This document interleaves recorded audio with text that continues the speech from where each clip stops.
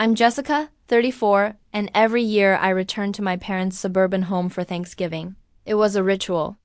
This year, my sister Allison dropped a bombshell while we were carving the turkey. "I just bought a gorgeous home in Oakwood Hills," she announced. Then, with that familiar smile, she turned to me. "When are you going to settle down, Jess?" The table fell silent. 20 pairs of eyes burned into me, judging my apartment, my single life, my choices. It wasn't the first time, but this year felt different. Before I tell you what happened next, drop a comment and let me know where you're watching from. Hit that like and subscribe button if your family has ever questioned your life choices during a holiday dinner. To understand that Thanksgiving table showdown, you need to understand the Millers. We look picture perfect on Christmas cards, but we're complicated underneath, just like most families. My father, Thomas, 62, recently retired after 30 years as an executive at Midwest Financial. He built his identity around providing stability, the steady job, the family home in the suburbs, the 401k, the whole package. He's a man who measures success in tangible assets, property owned, retirement funds secured, a family legacy established. Every decision he's made has been calculated and traditional. And he's always expected his children to follow the same reliable path. My mom, Diane, 59, dedicated her life to creating the perfect home. She's the neighborhood committee chair and the church volunteer coordinator, and she's hosted every family holiday since I can remember. Her world revolves around family milestones, weddings, baby showers, christenings, graduations. She's been collecting wedding magazines since Allison and I were teenagers, occasionally leaving them open to dress pages when I visit. Subtle, Mom. Then there's my sister Allison, 31, who has followed our parents' playbook to the letter. She went to college, met Greg at 23, married by 25, and now has a solid banking job that she reduced to part-time after marriage. Allison has always been the good daughter, the one who calls weekly, brings casseroles when someone's sick, and never misses a family function. She's not malicious, but there's always been an unspoken competition between us, with her firmly in the lead on the Miller family scoreboard. Greg, her husband of 6 years, works in commercial real estate finance. He's pleasant enough, if a bit forgettable, the kind of man who blends perfectly into family photos and country club gatherings. He supports Allison in everything, and together they present a united front of conventional success. And then there's me. I didn't exactly rebel, I just chose differently. After college, instead of settling in our hometown like Allison, I moved to Chicago. I started at an entry-level marketing position and worked my way up through 3 companies. Now I'm a senior marketing director at Tech Future, a startup that's revolutionizing accessibility technology. I live in a downtown apartment with floor-to-ceiling windows overlooking the city. I travel internationally for work and pleasure. I date when I meet someone interesting, but I've never felt the need to force a relationship just to check a box. My family never understood why I would waste my potential on grueling 60-hour work weeks instead of finding a nice man and starting a family. They don't see that I'm building something meaningful, something that's mine. The tension started small. Mom asking if I'd met anyone special every time we spoke. Dad questioning my financial decisions despite my salary now exceeding what he made before retirement. Allison sending me listings for suburban homes near them, just in case you want to move back someday.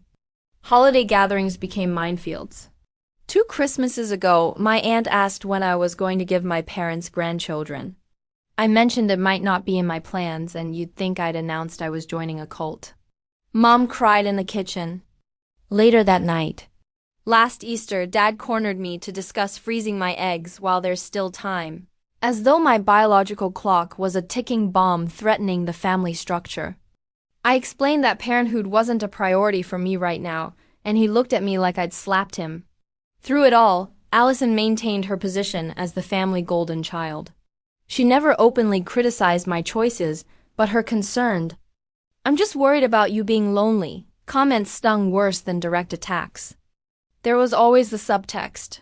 I was doing life wrong and she was doing it right. Don't get me wrong, I love my family deeply. My parents worked hard to give us opportunities and stability. Allison and I shared a bedroom for 16 years and were Best friends throughout childhood. The rift between us now isn't about a lack of love. It's about our different definitions of a life well lived. That's the heart of my internal conflict. I'm proud of what I've built, the challenges I've overcome, the independence I've earned. Just last month, I was promoted after landing the biggest client in company history. My team respects me. I have friends who understand my choices because they've made similar ones. But there's a small, persistent voice that wonders if my family might be right.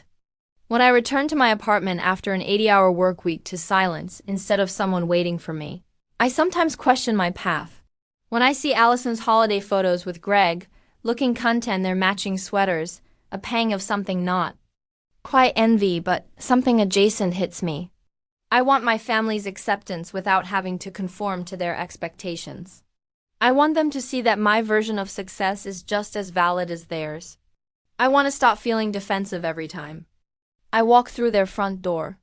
That's the baggage I brought to Thanksgiving this year. Years of subtle judgment, mounting frustration, and the exhaustion of constantly justifying my existence to the people who are supposed to love me unconditionally. So when Allison asked when I was going to settle down across the Thanksgiving table, it wasn't just an innocent question. It was the latest battle in a long-running war over whose life choices were more valid. And this year, something inside me had reached its breaking point. I arrived at my parents' house at 2 p.m. on Thanksgiving Day, having driven 3 hours from Chicago that morning. Maple Street hadn't changed since my childhood. The same row of colonial-style homes with perfectly maintained lawns, now decorated with tasteful fall wreaths and the occasional inflatable turkey. My parents' 2-story brick house looked exactly as it always had. Dad's pride and joy, with its neatly trimmed hedges and an American flag by the door. The maple tree in the front yard where Allison and I had once built a treehouse had grown taller, but otherwise time seemed suspended here, as though the house existed in its own bubble of 1990s suburban perfection. I parked behind my father's immaculately maintained Buick and sat for a moment, taking deep breaths. Just get through today, I whispered to myself, a pre-holiday mantra I'd developed over the years. I grabbed the bottle of wine and homemade cranberry sauce from the passenger seat and headed inside. The familiar scent hit me immediately: cinnamon, turkey, my mother's signature sage stuffing. Christmas music played softly from the kitchen speakers, though Mom always started the holiday music well before Thanksgiving. Some traditions never changed. There she is, my mother called, emerging from the kitchen in her apron, her auburn hair perfectly styled despite hours of cooking. We were starting to worry. Traffic was fine, Mom. I'm right on time. I leaned in for her hug, enveloped in the scent of her usual perfume mixed with baking spices. My father appeared from the living room, reading glasses perched on his nose. The prodigal daughter returns, he said with a smile that contained both warmth and something else, expectation, perhaps. How's the big city treating you? It's good, Dad, busy with a new promotion. Still working you to the bone, I see. He shook his head slightly. There's more to life than work, Jessica. And so it began, not even 5 minutes through the door. I headed to the kitchen to help my mother, falling into our well-rehearsed dance of food preparation. I'd been assigned the same tasks since high school, whipping the potatoes, arranging the relish tray, setting the table with the good china that only emerged for holidays. Allison and Greg should be here any minute, my mother said, checking the turkey. She's been so busy with the new house. Wait until you see the photos. It's just perfect for them. Plenty of room for a growing family. I focused intently on the potatoes. That's great. I'm happy for them. And what about that? Nice project manager you mentioned, Daniel. Was it David? I corrected, and that was just a few dates, nothing serious. Mom sighed almost imperceptibly. Well, you never know unless you give someone a real chance, dear. The doorbell saved me from responding. I heard my father's booming welcome, followed by Allison's voice and Greg's deeper tones. I plastered on a smile and went to greet them. Allison looked radiant, her blonde hair styled in loose waves, wearing a burgundy sweater dress that complemented her fair complexion. She'd always been the conventionally pretty one, with her delicate features and easy smile. Greg stood beside her in a blue button-down and khakis, the universal uniform of non-threatening masculinity. Jess, Allison embraced me tightly. God, it's been months. You look... She paused, her eyes taking in my city chic black dress and boots. So professional. I knew it wasn't meant as an insult, but the implication hung there. Professional. Instead of relaxed, polished instead of comfortable, working instead of living. Thanks, ally. You look great too. Greg gave me an awkward side hug. The marketing guru, how's the rat race treating you? Before I could answer, my father directed everyone to the living room for pre-dinner drinks. My mother had arranged photo albums on the coffee table, a holiday tradition designed to prompt reminiscence, and increasingly in recent years, to remind me of happier family times when we were all under one roof. Oh my goodness, look at baby Jessica in her ballet costume. Allison cooed, flipping through pages. You were so cute before you got all serious. My mother passed around glasses of mulled cider, her specialty. I was looking at these last week and couldn't believe how quickly time has passed. It seems like just yesterday you girls were fighting over toys, and now look at you, all grown up with your own lives. Speaking of which, my father interjected, turning to me. How's the dating scene in Chicago? A beautiful, successful woman. Like you must have men lining up. I took a long sip of cider. I date occasionally, Dad. I'm just focused on other things right now. Like that promotion, Allison said. Congratulations, by the way. What exactly does a senior marketing director do all day? I began explaining my role, the major campaign I just launched, the team I managed. But I could see eyes glazing over by the time I mentioned digital analytics. My father checked his watch. My mother disappeared to the kitchen. Greg nodded politely while clearly thinking about something else entirely. Anyway, I concluded. It's challenging but rewarding. Sounds exhausting, Allison said sympathetically. I'm so glad I cut back my hours. Life's too short to spend it all at the office. My mother saved me by announcing dinner was ready. We moved to the dining room where the table was set with her best china, crystal glasses, and the silver candlesticks that had belonged to my grandmother. The turkey sat glistening at the center, surrounded by all the traditional sides. Stuffing, cranberry sauce, green bean casserole, sweet potatoes topped with marshmallows, Parker House rolls. We took our usual seats, my father at the head, my mother at the foot, Allison and Greg on one side, and me alone on the other. The empty chair beside me seemed to scream my singleness to everyone present. My father said grace, thanking God for family, health, and prosperity. We passed dishes around, filled plates, and settled into the initial comfortable silence of people enjoying good food. So, my mother began, tell Jessica about the house. Allison's face lit up.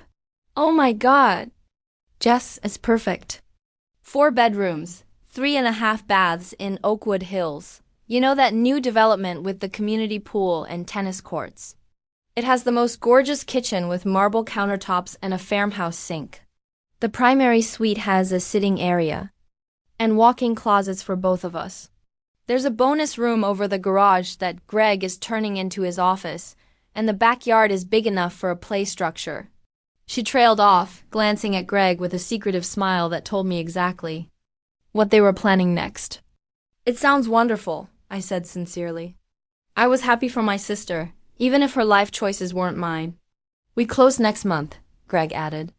Allison's already picked out paint colors for every room, including the nursery, my mother added with barely contained excitement. My father raised his glass to Allison and Greg, taking the next step in building their lives together. Your mother and I couldn't be prouder. We all clinked glasses. I took a larger sip of wine than was strictly necessary. It's such a relief to be settling into our forever home, Allison continued. No more renting, no more temporary solutions. We're putting down roots. She turned to me, her expression a mixture of curiosity and something else. Concern, pity, superiority. What about you, Jess? Any thoughts about buying property? I know Chicago real estate is expensive, but you must be doing well with that. Big promotion. When will you settle down? And there it was. The question that had been hovering all evening now laid bare across the Thanksgiving table like another dish to be served. Every eye turned to me, waiting for my response. The silence felt eternal as everyone stared. Forks paused midair, expressions expectant. Heat crawled up my neck and into my cheeks.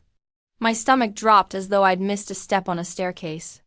The turkey on my plate suddenly looked unappetizing. In that moment, a lifetime of similar moments flashed through my mind. Relatives asking why I'd chosen marketing instead of something stable like teaching. My cousin's wedding where I was the only bridesmaid without a +1. My grandmother patting my hand last Christmas and saying, "Don't worry, dear. The right man is out there somewhere," as though my accomplishments meant nothing without. A wedding ring. Behind my frozen smile, my thoughts raced. I could tell them about the luxury condo building I'd been considering. I could mention the dates I'd been on recently. I could defend my choices, explain my 5-year plan, justify my existence. Instead, I forced a light laugh and reached for my wine glass. "Oh, you know me. I'm still enjoying city life too much to think about settling in the suburbs. This cranberry sauce is delicious, Mom. Did you try a new recipe?" My mother, ever sensitive to tension, eagerly accepted the change of subject. "Yes, I added orange zest this year. I was worried it would be too tart, but I think it worked out well." I kept my focus on my plate, methodically cutting turkey into precise pieces as the conversation temporarily shifted to cranberry sauce preparation. But the momentary reprieve couldn't last. "You know," my mother said, turning back to me, "your father and I were talking about how quiet the house feels now. All those bedrooms empty except when you girls visit. It's a shame," my father added. "This house was meant for family, for grandchildren running up and down the stairs like you. Too used to do." "There's still time for that," Allison said cheerfully. "Once we're settled in the new house, we're hoping to start trying. Greg's company has an excellent maternity and paternity leave policy." Greg nodded. "We've been talking about 2, maybe 3 kids. I grew up as an only child, and I always wanted siblings." "The blue bedroom would make a perfect nursery," Allison continued, fully in her element now. "It gets such beautiful morning light, and it's right across from the primary bedroom, so we'd hear the baby right away." Every word was a tiny paper cut to my confidence. I had just secured a promotion that doubled my salary. I managed a team of 12 talented professionals. Our latest campaign had increased client revenue by 38%. Yet, here in this dining room, none of that mattered. The only currency of value was marriage and procreation. As they continued discussing the future grandchildren as though they were already on the way, doubt crept in despite my best defenses. Was I missing something fundamental? Was my resistance to traditional milestones depriving me of some essential human experience? I thought about my downtown apartment, stylish and modern, but sometimes echoing with silence when I returned late from the office. I thought about last Valentine's Day spent reviewing marketing proposals while watching Netflix. I thought about my married friends who'd gradually disappeared into their domestic lives, our text conversations increasingly dominated by their children's accomplishments. But then I remembered what those friends didn't see. The exhilaration of landing a major client after weeks of preparation. The satisfaction of mentoring junior team members and watching them succeed. The freedom to book a last-minute flight to Barcelona because an interesting conference opportunity arose. My life had richness and purpose. It just wasn't the kind my family recognized. "Excuse me for a minute," I said, placing my napkin beside my plate. "I need to use the restroom." I escaped upstairs to the bathroom I had once shared with Allison, closing the door and leaning against it. The same floral wallpaper had hung there since my teenage years. The same seashell-shaped soap dish sat by the sink. Time stood still in this house while I had moved forward. I splashed cold water on my face, careful not to smudge my makeup, and stared at my reflection. Professional, polished, accomplished, alone. My phone buzzed in my pocket. A text from Natalie, my colleague and closest friend in Chicago. "Hope. The family inquisition isn't too brutal. Just FYI, Kaplan confirmed they're increasing their budget by 50% next quarter. Your pitch sealed the deal. You're a rock star. Drinks to celebrate when you're back." I smiled at the timing. A small reminder of the world I'd built for myself, the value I created, the respect I'd earned. I texted back a quick thanks and promised details later. With a deep breath, I composed myself and returned to the dining room where dessert was being served, my mother's famous pumpkin pie with fresh whipped cream. There you are, my mother said. I was about to send a search party. Sorry, just had to respond to a quick work message. It was good news, actually. We landed a major account increase. My father frowned. On Thanksgiving? Can they give you one day off? That's nice, dear, my mother said dismissively. Allison was just telling us about the community garden in their new neighborhood. They're going to grow their own vegetables next summer. Greg's grandmother gave us her heirloom tomato seeds, Allison added. It'll be so special to pass down that tradition to our children someday. I nodded and focused on my pie, trying to appreciate the perfect balance of spices that my mother always achieved. I attempted to steer the conversation toward neutral territory. How's Uncle Frank doing after his surgery? This worked temporarily, leading to updates on various extended family members, health concerns, job changes, and children's accomplishments. I nodded in the right places, asked appropriate follow-up questions, and maintained a pleasant expression. But Allison wasn't finished with her moment in the spotlight. We should all go shopping tomorrow, she suggested. I need to look at paint swatches for the house, and there's a great new home goods store at the mall. Jessica, you could help me pick out some throw pillows for the guest room. You've always had a good eye for design. The guest room that you'll be staying in when you visit, my mother added pointedly. Won't it be nice to have your own space when you come home instead of going back to that empty apartment in the city? And just like that, we were back to the implication that my life was somehow incomplete, temporary, a holding pattern until I settled down into what they considered a real adult life. I forced another smile and took the last bite of my pie. The evening stretched ahead like an obstacle course of potential emotional landmines, and I wasn't sure how much longer I could maintain my composure. After dessert, we moved to the living room for the Miller family Thanksgiving tradition, sharing what we were grateful for this year.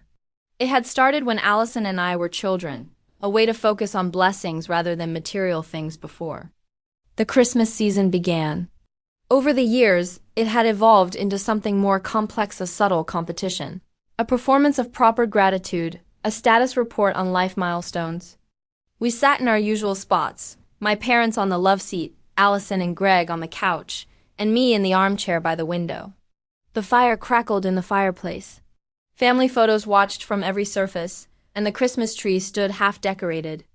In the corner, waiting for tomorrow's annual trimming session, my father went first, as was tradition. He cleared his throat and sat up straighter. This year, I'm grateful for my retirement and the time it's given me with your mother. After 40 years of working, I'm thankful to enjoy the fruits of that labor hour. Home, our health, and our beautiful family. I'm grateful that the values of hard work, commitment, and family that my father instilled in me have been passed down to the next generation. He glanced meaningfully at Allison and Greg. And I look forward to those values continuing for generations to come. My mother dabbed at her eyes. She always grew emotional during this ritual. She took her turn. I'm thankful for this home that has sheltered our family through so many seasons of life.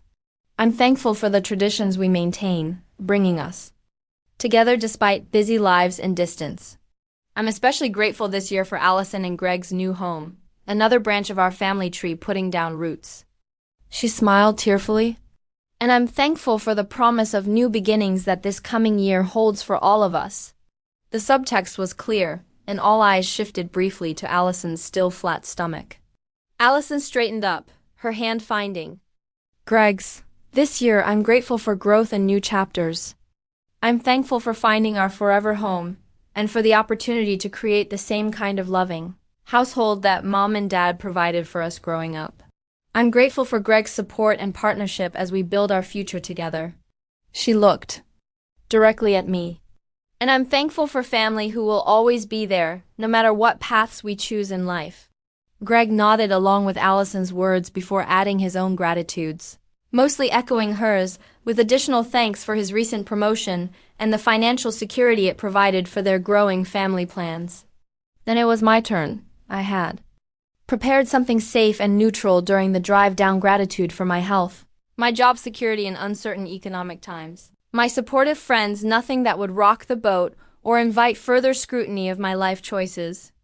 I took a deep breath. This year I'm grateful for… Oh, Allison interrupted, her hand flying to her mouth. I completely forgot to mention the house has this amazing home office space that would be perfect for remote work. Jessica, if you ever wanted to visit for extended periods, you could totally work from there. It might give you a taste of what life outside the city could be like. Something inside me snapped. The careful dam I had built to contain years of frustration, hurt, and resentment suddenly broke, and words poured out before I could stop them. What I'm grateful for, I said, my voice unnaturally calm, is the strength to build a life that fulfills me, even when that life doesn't match other people's expectations.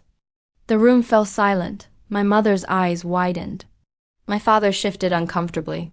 For years, I've sat at this table and listened to subtle and not so subtle comments about my choices, about my apartment being empty, about my job being a phase. Until I settled down, about my accomplishments being meaningless because they don't include a husband or children. Jessica, that's not what my mother began, but I held up my hand. Please let me finish. I love you all, and I know you want what's best for me. But there's an assumption in this family that there's only one definition of success. Only one path to happiness. Buy a house in the suburbs, get married, have children. And that's a beautiful path for those who want it. I turned to Allison, whose mouth had formed a perfect O of surprise. I'm genuinely happy for you and Greg. Your new house sounds perfect for the life you want. But when you ask when I'm going to settle down, there's a judgment in that question and implication that I'm somehow unsettled, unstable, or incomplete. My voice grew stronger. Do you want to know what settling down looks like for me? It's the career I've built from nothing. It's the team I've assembled that's breaking company records. It's the financial independence that means I'll never need to rely on anyone else for security. I could see my father's face reddening, but I couldn't stop now. Last month, I was promoted to senior marketing director. My salary increased by 60%. The campaign I developed is being used as a case study at marketing conferences. I work with technology that's helping people with disabilities communicate more effectively. My work has meaning and impact. I took a shaky breath. But none of that seems to matter here. The only questions I get are about dating. About when I'll give up my career ambitions to follow the script you've written for me. And it hurts. Hurts to have the life I've chosen, the life I've worked incredibly hard for, dismissed as somehow lacking. Tears pricked at my eyes, but I blinked them back. I'm not asking you to understand my choices. I'm asking you to respect that they are mine to make, and that my version of settling down might look different from yours. The silence that followed was deafening. My mother's eyes filled with tears. My father's jaw clenched in that familiar way that signaled disapproval. Greg stared intently at the carpet. And Allison looked both shocked and offended, as though I'd slapped her across the face. Well, my mother finally said, her voice trembling, I think there's been a misunderstanding. We just want you to be happy, Jessica. You want me to be happy in the specific way you understand happiness. That's different, my father cleared his throat. You're being overdramatic. Nobody is dismissing your career accomplishments. But there are realities you need to consider. You're 34, if you want a family. Dad, that's exactly what I'm talking about. The assumption that I must want the same things you wanted. That if I don't, there's something wrong with me. There's nothing wrong with wanting our daughter to have companionship, my mother interjected, to not be alone. But I'm not alone. I have friends, colleagues, mentors, a community I've built. Being single doesn't mean being isolated or lonely. Allison finally spoke, her voice tight with hurt. I was just asking a simple question at dinner. I didn't realize it would trigger some kind of feminist manifesto. The dismissive tone was the final straw.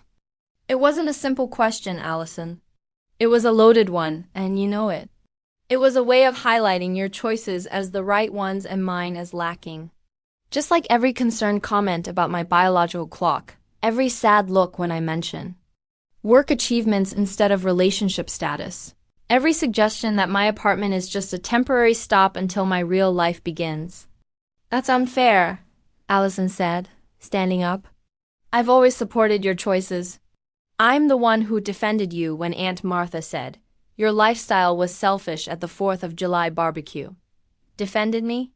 The fact that my lifestyle needs defending is exactly the problem. Greg awkwardly tried to intervene. Ladies, it's Thanksgiving. Maybe we should stay out of this, Greg, Allison and I said simultaneously, a rare moment of sisterly unity.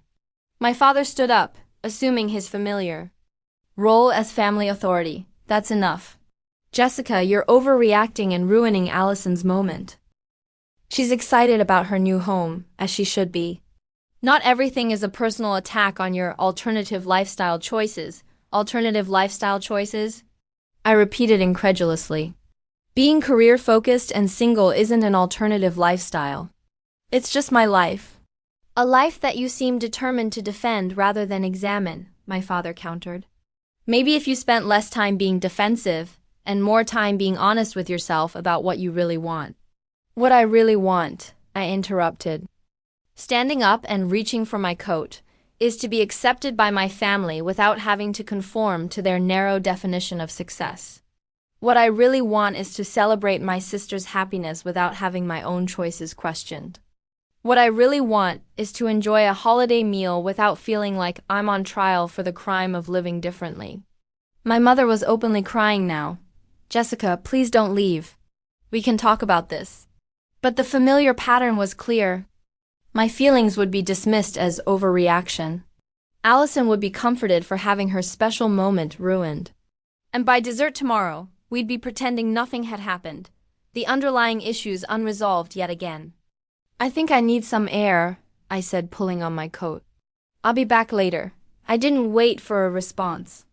I grabbed my purse, slipped into my boots by the door, and walked out into the cold November evening. Behind me, I could hear my mother's distressed voice, my father's stern tones, Allison's tearful protests. I got into my car and drove aimlessly through the neighborhood streets, past decorated homes with warm lights spilling from windows, families gathered inside. Eventually, I found myself at Riverside Park, where Allison and I had played as children. I parked and walked to the old wooden bench overlooking the small pond, now partially frozen at the edges. Sitting alone as darkness fell, I wondered if I'd gone too far, said too much, burned bridges that couldn't be repaired. But beneath the guilt and uncertainty, there was something else, a sense of relief, of finally having spoken my truth after years of silent accommodation, the pond. At Riverside Park reflected the cloudy night sky, occasionally rippled by a light breeze. The same pond where I'd learned to skip stones, where Allison and I had sailed paper boats on summer days, where our father had taught us to fish with child-sized rods. Family memories were embedded in every corner of this town. I huddled deeper into my coat, watching my breath form clouds in the cold air. The park was deserted on Thanksgiving evening. Everyone else was tucked away in warm homes with their families. I felt both utterly alone and strangely peaceful. Had I overreacted? The question circled in my mind. Perhaps I could have chosen a better moment, a more private setting for this conversation. Perhaps I could have been gentler in my delivery. But the content of what I'd said that needed saying had needed saying for years. My phone buzzed in my pocket. Natalie's name flashed on the screen. I answered, my fingers stiff with cold. Hey, how's the family inquisition going? She asked cheerfully. When I didn't immediately respond, her tone changed. Jess, what happened? I sort of exploded at dinner, I admitted, recounting the evening's events while staring at the still water before me. Natalie listened without interruption, a quality that made her both an excellent friend and an effective marketing strategist. When I finished, the line was quiet for a moment. First of all, she finally said, I'm proud of you for standing up for yourself. And second, everything you said was valid.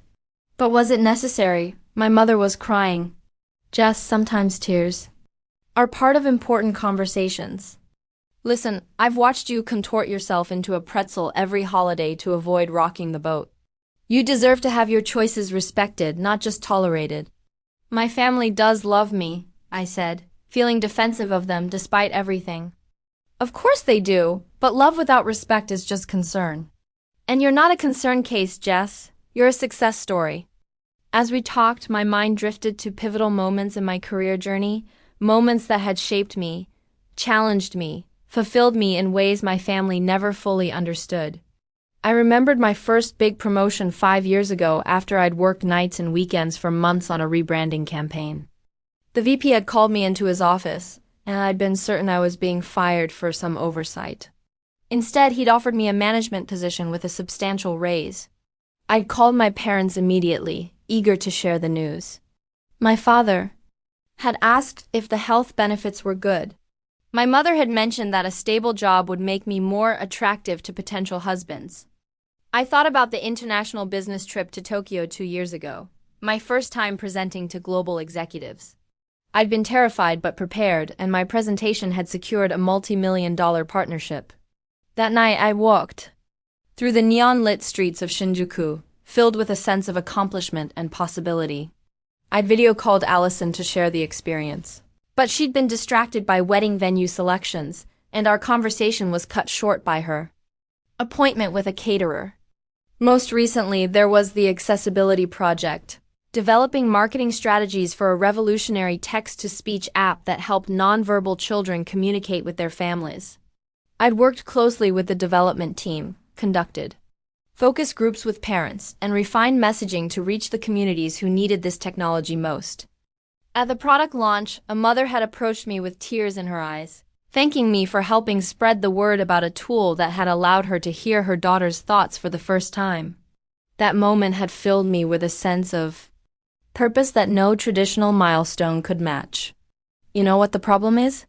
Natalie was saying, pulling me back to our conversation. They can't see what you've built because it doesn't look like what they expected. But that doesn't make it less valuable or meaningful. I know that intellectually. I sighed. It's the emotional part that's complicated. Of course it is. These are your family patterns. They run deep. Natalie paused. But consider this. What if your different path isn't just valid for you, but important for them to see? What if Allison's daughter someday wants a career instead of an immediate family? What if your stance creates space for future generations to make truly free choices? The thought was both empowering and sobering. I wasn't just defending my choices. I was potentially expanding the definition of success for others who might come after me. We talked a while longer, Natalie sharing her own family dynamics. Her mother's passive-aggressive comments about her decision to freeze her eggs, her father's confusion about why she declined a management track to stay in creative work. There was comfort in knowing I wasn't alone in navigating these waters. After we hung up, I remained on the bench, reflecting more deeply on my life's satisfactions and challenges. Yes, there were moments of loneliness, eating dinner alone after a long day, having no one to share inside jokes with, navigating illnesses without a partner's support. But there were also profound joys, the freedom to accept last-minute opportunities. Deep friendships formed through shared interests rather than proximity, the satisfaction of solving complex problems with my own ingenuity. I thought about what settling down truly meant to me. Not the absence of change or growth, but rather establishing firm foundations for a life of purpose and meaning. In many ways, I had already settled down into my values, my strengths, my authentic self. The misconception was that settling down required another person to be complete. For some, like Allison, partnership was central to their vision of fulfillment. For me, it was an option, but not a necessity, a potential enhancement to an already whole life, not the foundation upon which everything else was built. As the evening grew colder, I made a decision. I would return to my parents' house, not to apologize for my feelings, but to attempt a more productive conversation. I wouldn't back down from my truth, but I would try to create understanding, rather than defensiveness. These patterns wouldn't change overnight, but perhaps we could begin to build something new. A family dynamic based on mutual respect for different paths. I drove back slowly, rehearsing what I might say. No accusations, no defensiveness. Just honest communication about how certain comments made me feel and what kind of support I actually needed from my family. I would acknowledge their concern. Came from love, even as I established boundaries around how that concern was expressed. As I pulled into the driveway, lights still blazed from the windows. They had waited up for me. Despite everything, there was comfort in that simple fact. They cared enough to wait, to worry, to want resolution. I sat in my car for a few more minutes, gathering my courage. This wouldn't be easy, but it was necessary not just for this holiday, but for all our future interactions. I was no longer willing to diminish myself to maintain false harmony. It was time for my family to see me as I truly was, not as they wished me to be. With renewed resolve, I stepped out of the car and walked toward the house, ready to advocate for my vision. Of a settled, fulfilled life, one that might look different from theirs, but was no less valid or complete. I opened the front door quietly, removing my boots in the entryway. The house was silent, except for muted voices coming from the living room. I hung up my coat and followed the sound, finding my family exactly as I'd left them. My parents on the love seat, Allison and Greg on the couch. The only difference was their posture, tense, concerned, waiting. They all looked up simultaneously when I entered. My mother's eyes were reddened, my father's expression guarded. Allison looked somewhere between hurt and angry. Greg just looked uncomfortable, clearly wishing he could be anywhere else. Jessica, my mother started, half rising. We were so worried. I'm sorry for leaving like that, I said, taking a seat in the armchair. I needed some space to collect my thoughts. An awkward silence followed. No one seemed to know how to proceed after the emotional eruption earlier. I'd like to try again, I finally said. I apologize for my abrupt departure and for raising my voice, but I stand by what I said about how I've been feeling. My father cleared his throat. Jessica, we understand you're proud of your career. Nobody is diminishing that, but your reaction tonight was disproportionate to a simple question from your sister. I took a deep breath, reminding myself to stay calm. Dad, it wasn't just about tonight.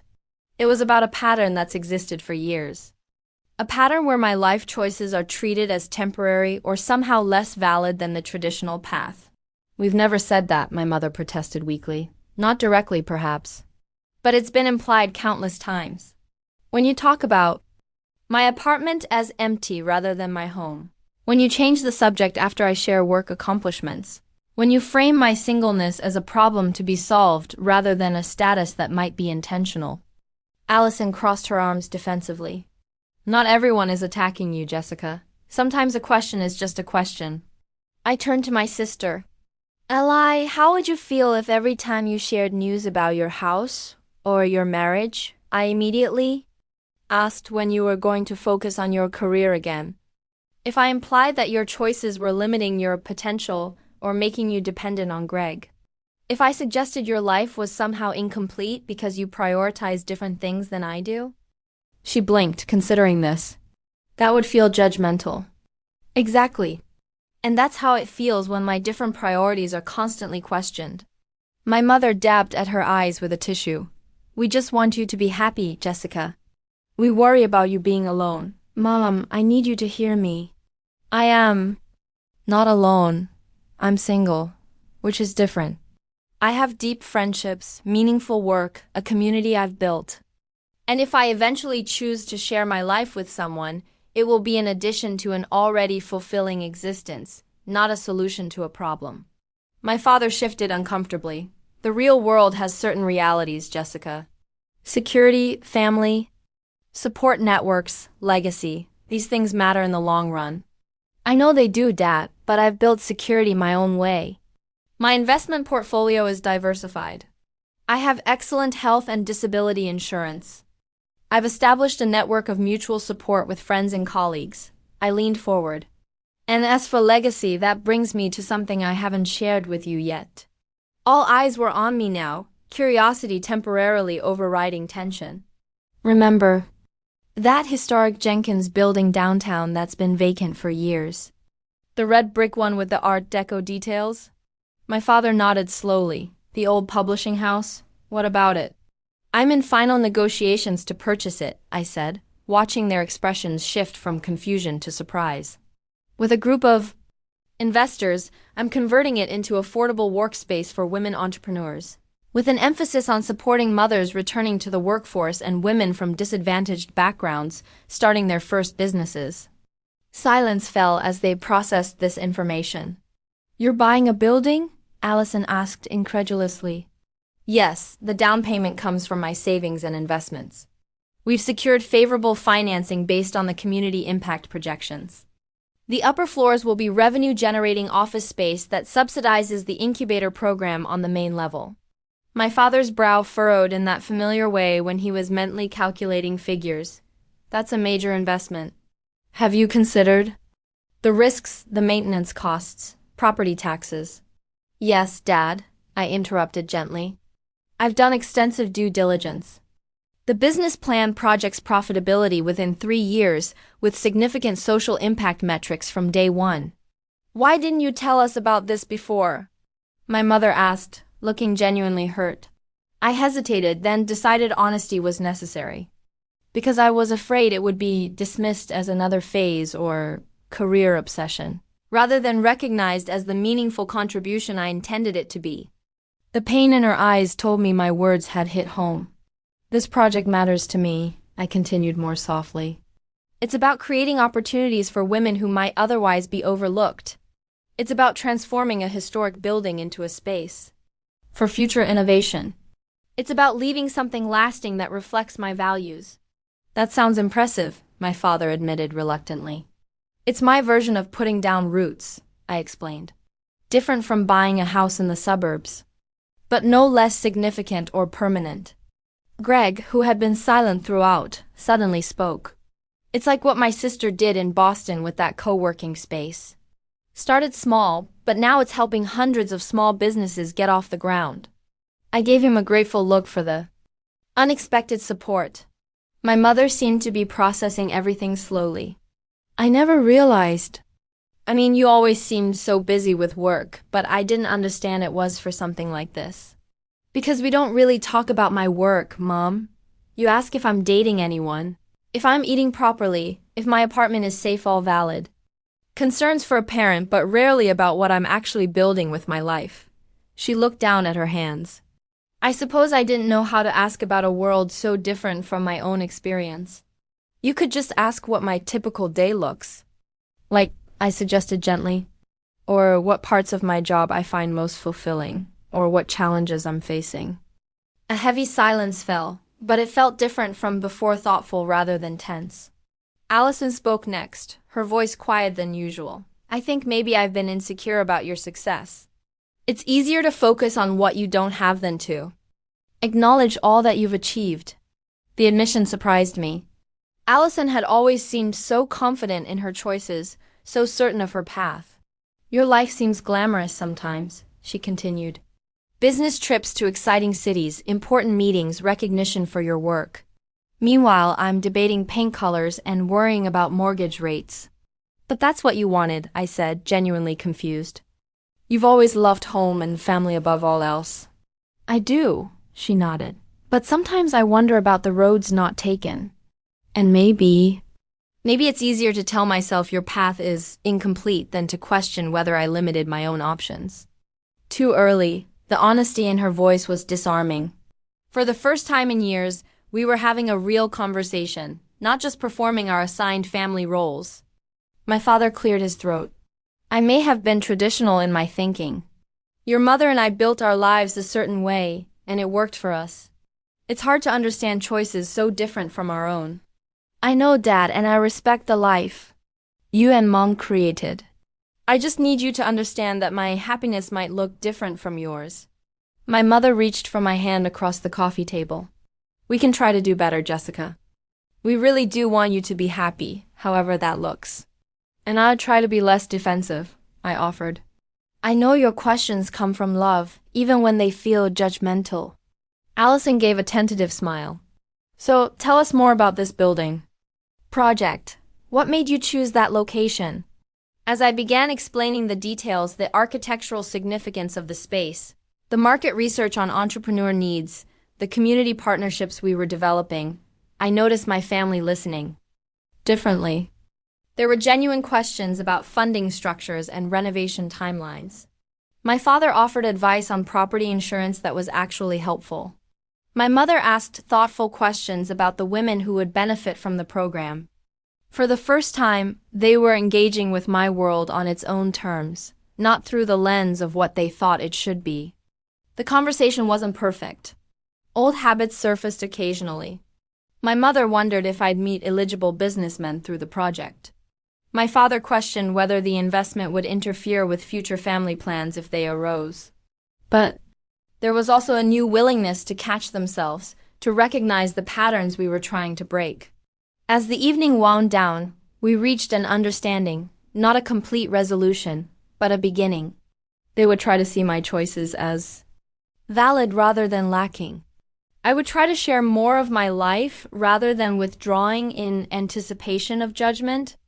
Maybe, Allison suggested as we prepared to head to bed, you could show us around Chicago sometime, your neighborhood, your office, this building you're renovating. Help us see your world. The olive brunch was exactly what we needed. I'd like that, I said sincerely. And I'd love to see your new house when you're settled. As I climbed the stairs to my childhood bedroom, I felt lighter than I had in years. Not because all our differences were resolved, but because we'd finally acknowledged them honestly. It was a first step toward genuine acceptance, imperfect, ongoing but real. 1 month later, on a crisp December weekend, my family's SUV pulled up outside my downtown apartment building. I watched from my 23rd floor window as they emerged. My father helping my mother from the passenger seat, Allison and Greg gathering bags from the trunk. Their first visit to my Chicago home in over 3 years. My apartment had never felt so scrutinized as when I opened the door to welcome them. Suddenly, I saw it through their eyes, the floor-to-ceiling windows overlooking the city skyline, the minimalist furniture in shades of gray and blue, the abstract art I'd collected from local artists, the absence of family photos except for one small frame on my desk. This is spectacular, my mother said, moving immediately to the windows. You can see the entire city from here. My father surveyed the space with appraising eyes. Good security in the building, solid construction. How's the HOA? Reasonable. They maintain everything well, I replied, relieved he was focusing on practical matters rather than the lack of homey touches my mother had always found missing. Allison wandered around, taking in the details. My collection of books on marketing psychology and business ethics. The small but state-of-the-art kitchen where I rarely cooked elaborate meals. The dedicated office space with dual monitors and organized files. It's so you, she finally said, and I was surprised to hear genuine appreciation in her voice. I could never live with such clean lines and minimal stuff, but it suits your lifestyle perfectly. Thanks, I said, somewhat taken aback by their positive reactions. It's functional for how I live. I'm not here much during the week, but the views make weekend mornings special. We spent the morning catching up over coffee at my small dining table, the conversation easier than it had been in years. My mother had brought her famous cinnamon rolls, a peace offering of sorts, and we discussed their drive up, the holiday decorations along Michigan Avenue, and the restaurant reservations I'd made for dinner. But first, I said, checking my watch, I thought we could see the Jenkins building project. The contractors are working today, but they know we're coming. 40 minutes later, we stood outside the imposing red brick building in the West Loop. Its Art Deco details had been obscured by years of neglect, but even in its current state, the architectural bones were impressive. Tall windows, intricate stonework around the entrance, a cornice roofline that spoke to its 1920s origins. This is yours? My father asked, looking up at the 6-story structure with new respect in his eyes. Mine and my investment partners, I corrected, leading them through the construction entrance. We close officially next week, but we've been allowed early access for planning and initial work. Inside was controlled chaos. Workers removing damaged interior walls, electricians assessing ancient wiring, preservationists carefully documenting. Original fixtures worth saving. I led my family through the dust and noise, pointing out what would become the main incubator space, the conference rooms and the child care center that would occupy part of the second floor. The original publishing company had this beautiful library, I explained, showing them a wood-paneled room with built-in shelves reaching to the ceiling. We're preserving it as a resource center and meeting space. Those brass light fixtures are original. We found vintage replacements for the missing ones.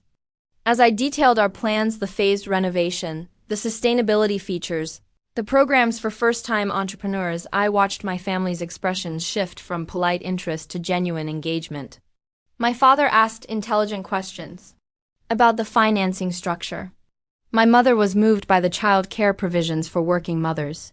Even Greg, who'd seemed the most disconnected from my world, showed interest in the technical aspects of modernizing a historic building. Allison pulled me aside as the others examined the architectural renderings I'd brought. "I need to tell you something," she said quietly. "After Thanksgiving, I did a lot of thinking about why I felt so threatened by your choices, and I realized something important." She hesitated, then continued. "When we were kids, I was always the one, following rules, meeting expectations. You were braver, questioning things, finding your own way. Part of me envied that even while I was collecting approval for my conventional choices, the confession surprised me. I always thought you had it all figured out," I admitted. "You seemed so certain about what you wanted." "I was certain about what was expected," she corrected. "There's a difference. Don't get me wrong, I do want the house, the family, the community involvement. But sometimes I wonder if I explored enough before settling on that path." "It's not too late to explore other dimensions of yourself," I said. "Having a home and family doesn't mean you can't also pursue other interests or ambitions." She nodded thoughtfully. "That's partly why I wanted to see all this, to understand that there are different ways to create meaning. What you're building here, it's going to help so many people. It's a different kind of legacy than what I've chosen, but it's just as significant." That conversation marked a turning point in our relationship, from competition to mutual appreciation, from judgment to understanding. We were different women making different choices, both valid, both meaningful in their own ways. The Christmas gathering at my parents' home the following week reflected this evolving dynamic. There were still moments of tension. Old habits don't disappear overnight. But the atmosphere had fundamentally shifted. I brought Natalie as my guest, introducing my family to the friend who had been my support system for years. They welcomed her warmly, my father engaging her in conversation about market trends, my mother insisting she try every holiday dish. When Natalie mentioned our volunteer work with a girls' coding program, my parents asked thoughtful questions rather than changing the subject. Allison and Greg shared updates about their new house without the previous undercurrent of superior satisfaction. They'd moved in 2 weeks earlier and were still arranging furniture, choosing window treatments, and adjusting to new routines. "We have a spare room that would be perfect for your Chicago friends, if you all want to visit sometime," Allison offered. "The neighborhood has some great restaurants within walking distance." The invitation was genuine, not a commentary on my lifestyle, just an extension of hospitality. I accepted with equal sincerity. Later that evening, my mother found me alone in the kitchen putting away leftovers. "I've been thinking about our conversation at Thanksgiving," she said, arranging cookies on a plate. "About how we never really asked about your work or understood what you were building." I nodded, uncertain where she was going with this. "I joined a book club," she continued. "We're reading about women entrepreneurs throughout history. Did you know Madam C.J. Walker built a hair care empire that made her America's first female self-made millionaire? And she was the daughter of slaves." The image of my traditional mother studying female business pioneers made me smile. "That's "Wonderful, Mom. What prompted this interest?" "I want to understand your world better," she said simply. "And maybe I've been limited in my thinking about what women can accomplish. Your generation has different opportunities, different expectations." She arranged the lost cookie with precise care. I still worry about you sometimes. Working too hard, not having someone to care for you when you're sick, missing out on the joy children bring. That's a mother's prerogative. But I'm trying to see that you've built safeguards and support systems I didn't consider. And if someday I do want partnership or a family, it will be an addition to my life, not a replacement for what I've built. She nodded, accepting this in a way she couldn't have a month ago. Just promise me one thing, she said. Don't close yourself off to possibilities because you're afraid they'll derail your plans. Sometimes the best things in life aren't planned at all. I promise, I said, hugging her. I'm open to whatever brings genuine fulfillment, whether that follows convention or not.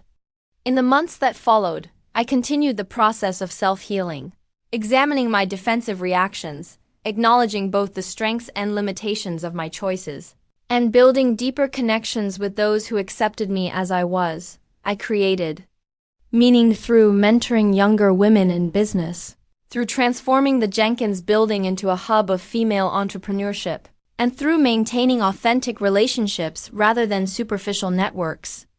I found community in unlikely places, a weekend pottery class where I was terrible but happy, a neighborhood association where I contributed marketing expertise, and Natalie's extended family who adopted me for casual Sunday dinners. I even started dating again, more openly and honestly than before.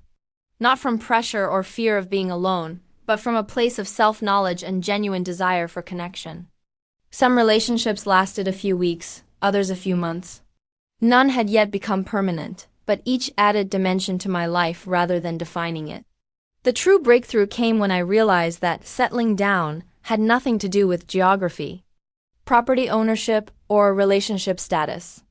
It was about settling into yourself, your values, your purpose, your authentic way of being in the world.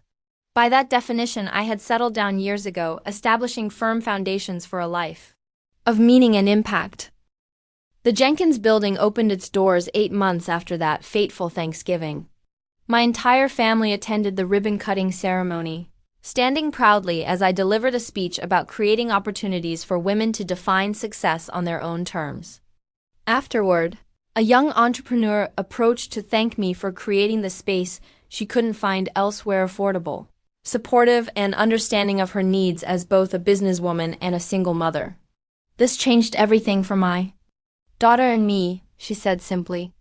That evening, watching the sunset from the building's rooftop garden, surrounded by family and colleagues who finally saw and respected my choices, I found peace with my path.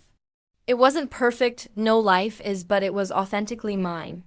The judgments of others, even those I loved, could no longer shake that foundation. The lesson I learned through that difficult Thanksgiving and its aftermath was profound. True. Happiness comes not from conforming to others' expectations, but from living in alignment with your own values and purpose. Success has many definitions, none inherently more valid than others. And freedom comes from setting boundaries with love, allowing space for difference while maintaining connection. Have you ever had to defend your life choices to family? How? Did you handle it? Share your experiences in the comments below. And if this story resonated with you, please like, subscribe, and share it with someone who might need to hear that their path is valid too. Remember, we all have different journeys, and that diversity is what makes our human tapestry so rich and beautiful. Thank you for listening, and may you find peace with your own unique path.